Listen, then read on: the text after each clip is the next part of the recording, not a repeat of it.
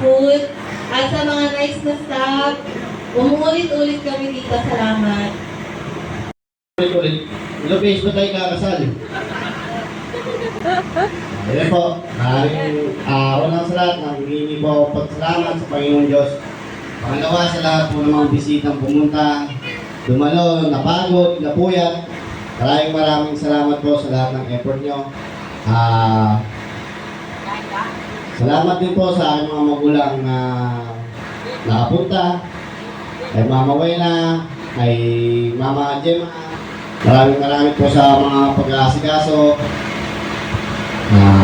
Siyempre, sa aming photographer din po, nagpapasalamat ako sa may part ng hapag, lahat po ng crew, sa aming MC, sa